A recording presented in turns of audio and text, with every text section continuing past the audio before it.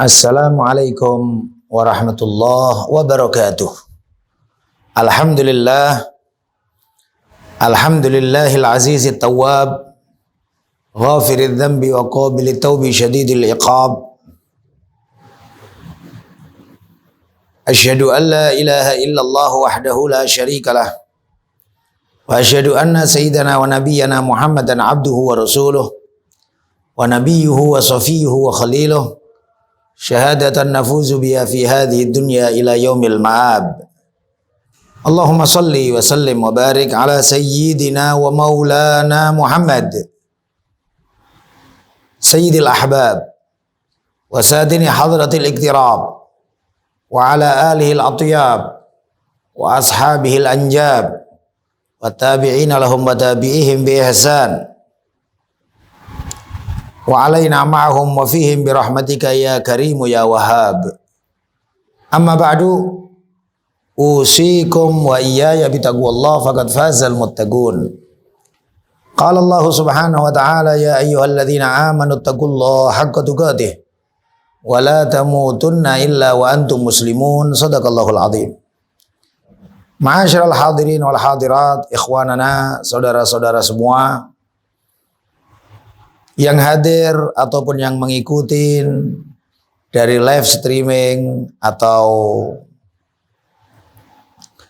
tayangan-tayangan yang menyusul dari majelis ini.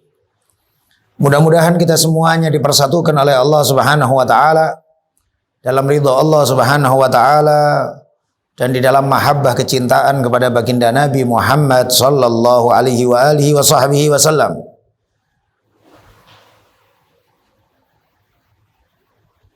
Pada halaqah ini melanjutkan dari halaqah-halaqah sebelumnya, membahas tentang sirah, sejarah baginda Nabi Muhammad sallallahu alaihi wasallam, yang kita sebut majlis ini dalam halaqah min ajli Rasulillah sallallahu alaihi wa alihi wasallam. Karena Rasulullah, demi Rasulullah sallallahu alaihi wasallam, dan usaha kita untuk bisa lebih memperkuat dan memperkokoh iman kepada Rasulullah, napak tilas mengikuti, memahami dan lebih mengerti akan sejarah hidup Rasulullah sallallahu alaihi wasallam, yang kehidupan Rasulullah adalah kehidupan termulia, kehidupan teristimewa, kehidupan yang penuh dengan hikmah dan pelajaran buat seluruh umatnya ila yaumil qiyamah. Hadirin hadirat yang dimuliakan oleh Allah Subhanahu wa taala, ikhwanana, pada majelis yang lalu, halaqah yang lalu, kita membahas akan menikahnya Rasulullah sallallahu alaihi wasallam dengan Sayyidah Saudah dan Sayyidah Aisyah binti Abu Bakar. Telah kita jelaskan di majelis yang lalu bahwa ulama beda pendapat siapa yang pertama kali dinikahin oleh Rasulullah setelah wafatnya Sayyidah Khadijah. Ada yang berpendapat bahwa pertama kali yang dinikahin Rasulullah adalah Sayyidina Abu Bakar, Sayyidah Aisyah binti Abu Bakar As-Siddiq. Ada juga yang mengatakan pertama kali yang dinikah oleh Rasulullah adalah Sayyidah Saudah binti Zam'ah. Beliau adalah janda dari seorang sahabat mulia yang bernama Sakran bin Amr, yang beliau, Sayyidah Saudah dan suaminya ikut hijrah ke Habasyah. Namun selang beberapa lama beliau kembali ke kota Mekah bersama dengan suaminya, dan suaminya meninggal dunia di kota Mekah. Terlepas dari siapa yang pertama kali yang dinikahin oleh Rasulullah SAW dari dua wanita yang mulia ini, Sayyidah Saudah binti Zam'ah membanggakan dirinya. Beliau lebih kurang 3 tahun serumah dengan Rasulullah sallallahu alaihi wasallam, yang tidak ada istri lagi untuk Rasulullah selain beliau. Dan telah masyhur bagi kita bahwa Sayyidah Aisyah radhiyallahu anha wa ardhaha, meskipun menikahnya di kota Mekah, namun serumah dengan Rasulullah adalah di kota Madinah setelah hijrahnya Rasulullah sallallahu alaihi wasallam, dan dibangunkannya rumah untuk Rasulullah dan istri-istri Rasulullah, yang pastinya itu adalah setelah pembangunan Masjid Nabawi. Ma'asyiral hadirin wal hadirat ikhwanana rahimakumullah. Pernikahan tersebut masyhur dilakukan di bulan Syawal. Sedangkan wafatnya Sayyidah Khadijah adalah di bulan Ramadan. Dan di antara kejadian setelah menikahnya Rasulullah dengan Sayyidah Saudah atau dengan Sayyidah Aisyah adalah baginda Nabi Muhammad sallallahu alaihi wasallam musafir menuju Taif. Yang menuju ke Taif ini mayoritas ulama tidak menyebutnya sebagai hijrah, karena baginda Nabi Muhammad sallallahu alaihi wasallam belum terfikir sama Rasulullah akan hijrah dan belum ada perintah dari Rasulullah Subhanahu wa taala baik dalam bentuk wahyu atau informasi dari malaikat Jibril ataupun mimpi. Ada hadis Rasulullah yang pernah kita jelaskan bahwa Rasulullah sallallahu alaihi wasallam bermimpi bahwa beliau diperintah oleh Allah untuk berhijrah ila ardin dzati rakhlah, ke tanah bumi yang banyak pepohonannya. Para Rasulullah saat ditanya, beliau mentakwil apa?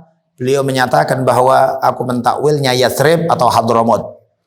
Dan pernah kita bahas bahwa takwil Rasulullah dua-duanya benar. Rasulullah SAW hijrah dengan zatnya yang mulia ke kota Yathrib atau Madinah, dan keturunan Rasulullah SAW yang terbesar hijrah dari Basrah Irak menuju Hadramut yang dipimpin oleh Sayyidina Al-Imam Ahmad Al-Muhajir. Ikhwanana, ada juga riwayat yang mengatakan bahwa Rasulullah SAW berkeinginan untuk hijrah ke Syam, Syria. Yang sebagian ulama sejarah, ahli sejarah menyebut Rasulullah pernah menyebut kota Halab atau Aleppo sekarang. Dan demikian juga ada juga yang menyebutnya bahwa Rasulullah SAW berkeinginan hijrah ke Qadimah yang disebut oleh Al-Imamul Busiri di awal-awal qasidah burda beliau, amhabbatir rihu min tilqa'i Qadimatin. Qadimah. Qadimah ada yang mengatakan bahwa Qadimah adalah salah satu nama untuk kota Madinah. Ada juga yang mengatakan bahwa Qadimah adalah sebuah kota di Kuwait yang Rasulullah pernah menyebutnya berkeinginan untuk hijrah ke sana. Terlepas dari itu semuanya, Rasulullah SAW berpikir untuk menyampaikan dakwah ini keluar kota Mekah Al-Musyarrafah. Dan sudah menjadi kebiasaan Rasulullah dari sejak Rasulullah diperintah oleh Allah Subhanahu wa taala untuk berdakwah secara terang-terangan. Ada fase Rasulullah terang-terangan berdakwah kepada keluarga dan suku atau marganya. Ada fase Rasulullah sallallahu alaihi wasallam berdakwah secara umum kepada seluruh orang Mekah dari kabilah Quraisy. Quraisy adalah kumpulan dari berbagai macam suku-suku kecil atau marga-marga. Dan juga Rasulullah sallallahu alaihi wasallam arada nafsahu ilal qabail, menawarkan dirinya dan juga menyampaikan dakwah ini ke kabilah-kabilah atau suku-suku lain yang di luar atau sekitaran kota Mekah. Termasuk juga di saat musim-musim haji, di mana cukup banyak orang-orang dari suku-suku yang lain yang datang ke kota Mekah untuk melaksanakan ibadah haji. Dan ibadah haji ini setelah kita masyhur, kita fahamin bahwa ibadah haji ini adalah dari zaman Nabi Ibrahim alaihi salatu wassalam. Maka orang-orang Arab pada saat itu pun juga mengenal ibadah haji. Dan bahkan juga ada sabda baginda Nabi Muhammad SAW, ma min nabiyyin, tidak ada satu nabi yang diutus oleh Allah Subhanahu wa taala illa waqad hajja hadzal bait, kecuali Nabi tersebut telah berhaji ke rumah Allah ini atau Baitullah Ka'bah Al-Musyarrafah. Maka kita melihat bagaimana kesungguhan dakwah Rasulullah sallallahu alaihi wasallam, ketabahan beliau, kesabaran beliau, sehingga beliau menawar-nawarkan dan berbicara kepada suku-suku orang Arab-Arab yang lain yang datang untuk menerima dakwahnya beliau. Dan di akhir Syawal, setelah menikahnya Rasulullah dengan Sayyidah Saudah dan Sayyidah Aisyah, Rasulullah sallallahu alaihi wasallam pergi ke kota Taif yang disertai atau dibarengin oleh Sayyidina Zaid bin Harithah. Yang Sayyidina Zaid bin Harithah adalah salah satu anak angkat baginda Nabi Muhammad sallallahu alaihi wasallam. Namun di kota Madinah setelah turun ayat pembatalan ibtalut tabanni, pembatalan hukum anak angkat, yang sebelumnya lebih dikenal Zaid bin Muhammad, maka kembalilah dengan istilah Zaid bin Harithah. Bahkan sebagian ulama tafsir menyebutkan hikmah bahwa Allah Subhanahu wa taala hanya menyebut nama Zaid dari kalangan sahabat di dalam Al-Qur'an. Dari kalangan sahabat yang lebih mulia dari Sayyidina Zaid sangat banyak. Khulafaur Rasyidin, ahli bait Rasulullah, sahabat-sahabat istimewa Rasulullah, asyra mubasysyirin bil jannah 10 yang dijamin oleh Nabi masuk surga. Tapi nama-nama mereka tidak disebut di dalam Al-Qur'an. Nama yang disebut oleh Allah dalam Al-Qur'an hanya satu nama dari sahabat, yaitu Zaid. Allah berfirman, "Falamma qada Zaidun minha watara, zawwajnakaha." Tatkala Zaid bin Harithah udah selesai urusannya dengan Sayyidah Zainab binti Jahash, maka aku kawinkan engkau wahai Nabi Muhammad dengan Zainab binti Jahash. Para ulama tafsir mengatakan bahwa di antara hikmah satu-satunya nama Zaid disebut oleh Allah Subhanahu wa taala dalam Al-Qur'an adalah sebagai bentuk tasliyah, ketenangan yang diberikan oleh Allah Subhanahu wa taala ke dalam hatinya Sayyidina Zaid. Setelah Sayyidina Zaid dikenal dengan nama Zaid bin Muhammad, kemudian tidak diperkenankan lagi dengan nama Zaid bin Muhammad, tapi kembali kepada ayah kandungnya sendiri yang bernama Harithah. Maka ini adalah sesuatu yang sangat menyedihkan kepada Sayyidina Zaid, sesuatu yang sangat menyakitkan hatinya Sayyidina Zaid bin Harithah. Karenanya Allah Subhanahu wa taala membalas Sayyidina Zaid dengan disebutnya nama Zaid di dalam Al-Qur'an, dan diabadikan nama tersebut oleh Allah Subhanahu wa taala, dibaca oleh berjuta dan bermiliar lesan muslim yang membaca Al-Qur'an sepanjang zaman. Ikhwanana, hadirin hadirat yang dimuliakan oleh Allah Subhanahu wa taala, Rasulullah sallallahu alaihi wasallam keluar dari kota Mekah di akhir Syawal. Tujuan Rasulullah adalah Taif. Dan telah ma'ruf bahwa kota Taif adalah salah satu kota besar pada zaman tersebut. Sehingga Taif dengan Mekah disebutkan tak ubahnya dua kota besar di Jazirah Arab yang memiliki fasilitas yang lebih dibanding kota-kota yang lain, memiliki hal-hal istimewa yang tidak dimiliki oleh kota-kota yang lain. Dan juga Allah Subhanahu wa taala menyebut ucapan orang-orang kafir di saat mereka komplain atau di saat mereka mempertanyakan kenapa Al-Qur'an ini diturunkan kepada Nabi Muhammad. Ada salah satu ayat Al-Qur'an, Allah berfirman, "Laula nuzzila hadzal Qur'an ala rajulin minal qaryataini 'adzim." Kenapa kok Al-Qur'an ini tidak diturunkan kepada orang mulia? Rajul 'adzim, rajul minal qaryataini 'adzim. Kenapa Al-Qur'an ini tidak diturunkan kepada seorang laki-laki yang agung, yang mulia dari dua kota?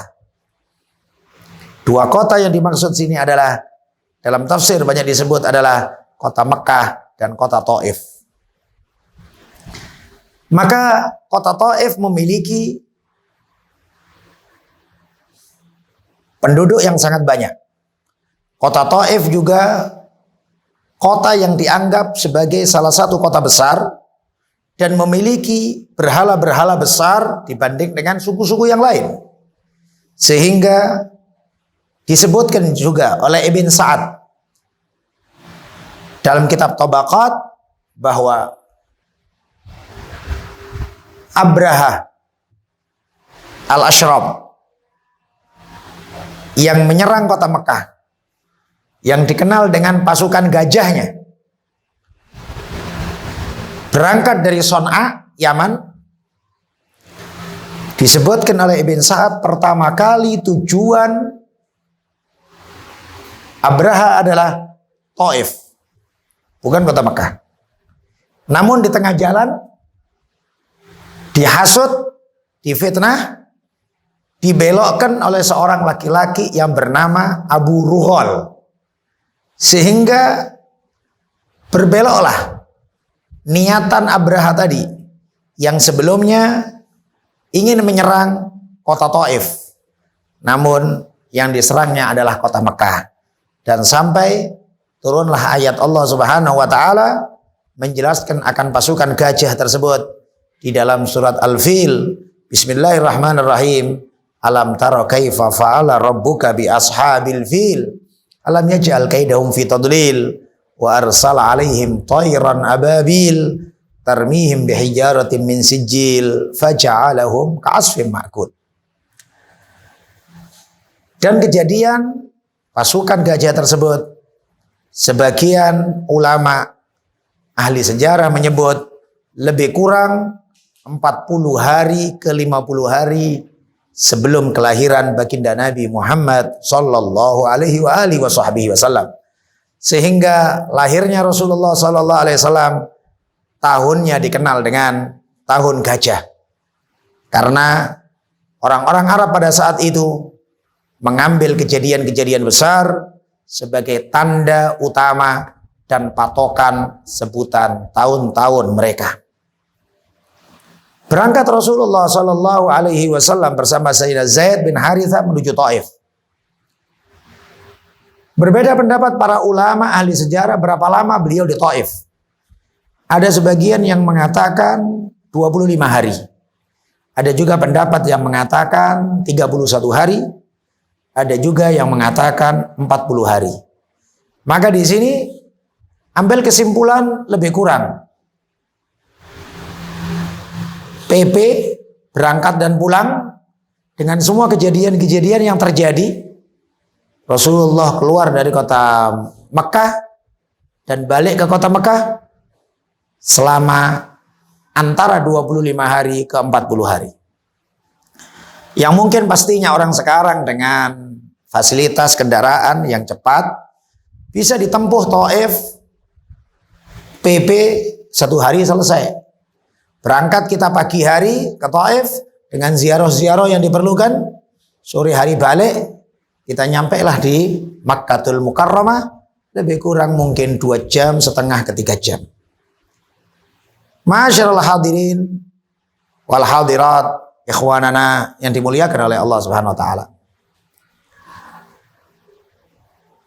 Hijrah atau mohon maaf perginya Rasulullah sallallahu alaihi wasallam ke Taif memiliki nilai pelajaran yang sangat luar biasa, yang sangat besar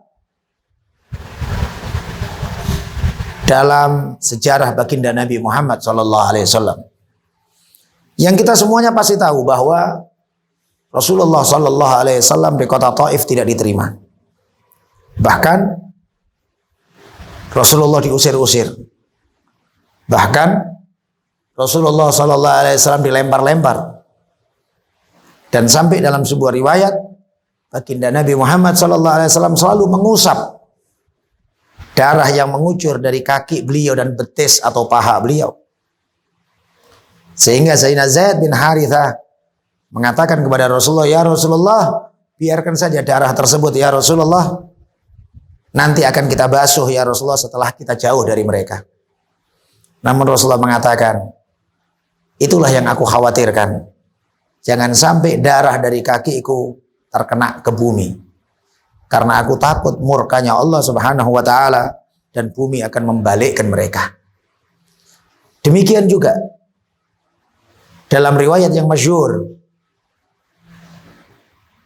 malaikat gunung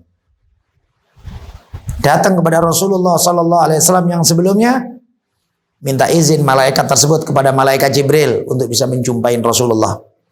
Malaikat Jibril bilang kepada Rasulullah, ya Rasulullah, hadza malakul jibal yasta'dzin liddukhuli ilaik. Ya Rasulullah, ini adalah malaikat gunung. Malaikat yang dipasrahin oleh Allah akan gunung-gunung. Minta izin untuk bisa berjumpa dan masuk kepada engkau ya Rasulullah. Rasulullah yang tadi dilemparin batu. Rasulullah yang tadi diusir-usir dan diteriak-teriakin oleh penduduk Taif.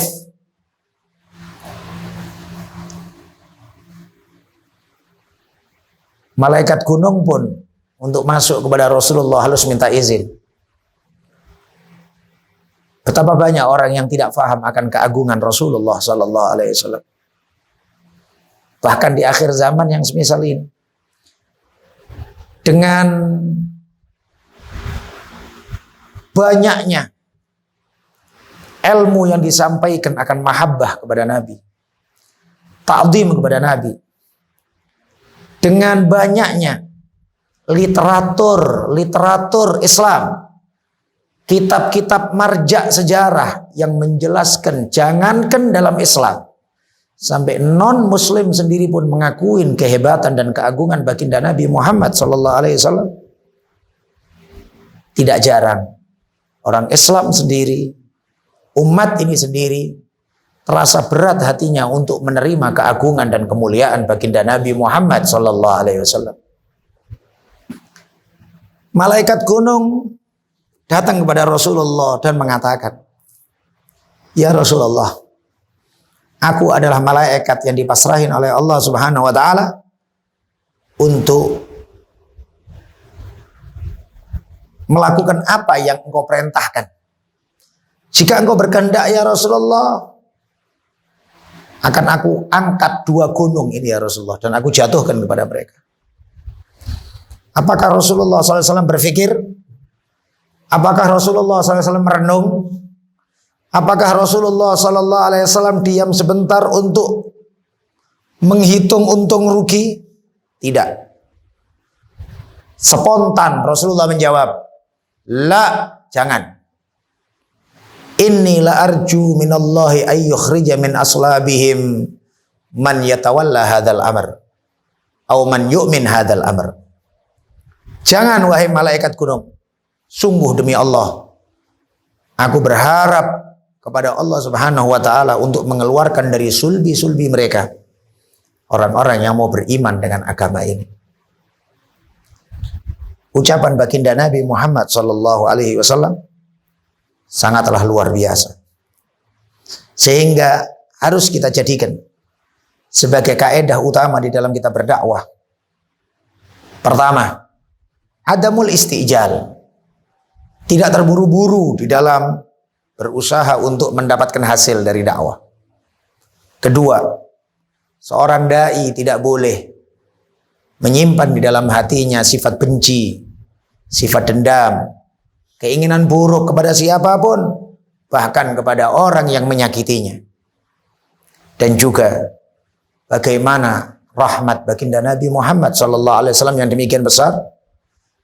Rasulullah di dalam dakwah bukan hanya berpikir orang-orang yang beliau hadapi, bukan hanya orang-orang yang nampak di mata kasat mata beliau, namun Rasulullah berpikir jauh lebih ke depan.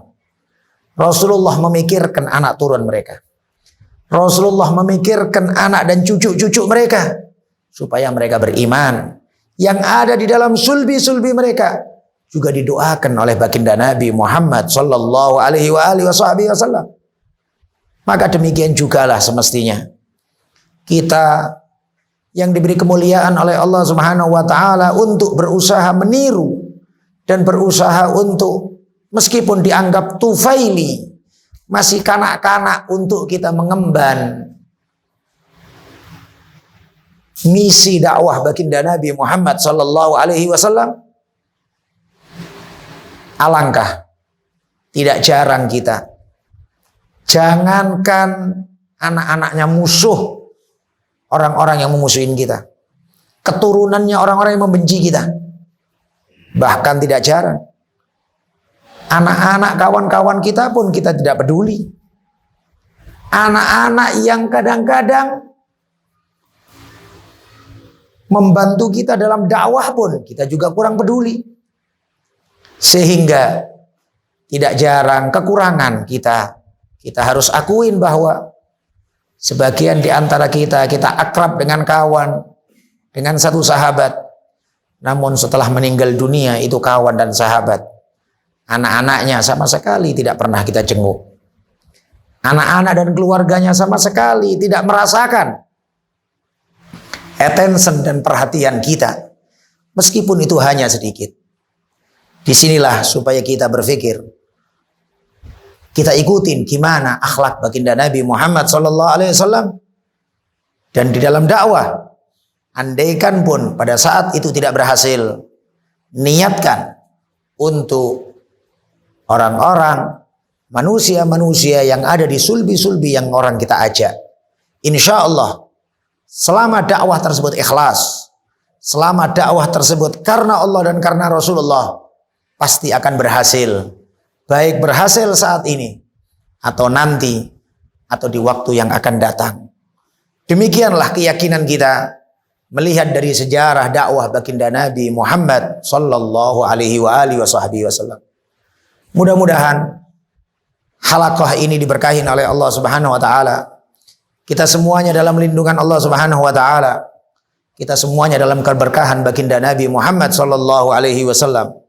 Waktu-waktu kita, umur-umur kita, rezeki dan keluarga kita, dan semua anugerah yang telah diberikan oleh Allah kepada kita, mudah-mudahan selalu berada di dalam ridho baginda Nabi Muhammad sallallahu alaihi wasallam, dan juga mengantarkan kegembiraan dalam hati Rasulullah sallallahu alaihi wasallam. Mudah-mudahan semuanya ini diterima oleh Allah, diterima oleh baginda Nabi Muhammad sallallahu alaihi wasallam, dan insya Allah yang kita sampaikan disertai hidayah dan taufik oleh Allah, bermanfaat untuk yang menyampaikan, bermanfaat untuk yang mendengarkan, bermanfaat untuk yang menyaksikan. Dimanapun Anda berada, kita semuanya adalah umat baginda Nabi Muhammad sallallahu alaihi wasallam. Mudah-mudahan kita dipersatukan oleh Allah dalam cinta, mahabbah kepada Rasulullah, di dunia dalam khidmah kepada dakwah Rasulullah, dan di akhirat di bawah bendera baginda Nabi Muhammad sallallahu alaihi wasallam. Hadanallahu wa iyyakum ajma'in. Sampai jumpa di majelis-majelis berikutnya, di halaqah-halaqah berikutnya, dalam halaqah min ajli Rasulillah sallallahu alaihi wasallam. Hadza wal afu minkum. Assalamualaikum warahmatullahi wabarakatuh.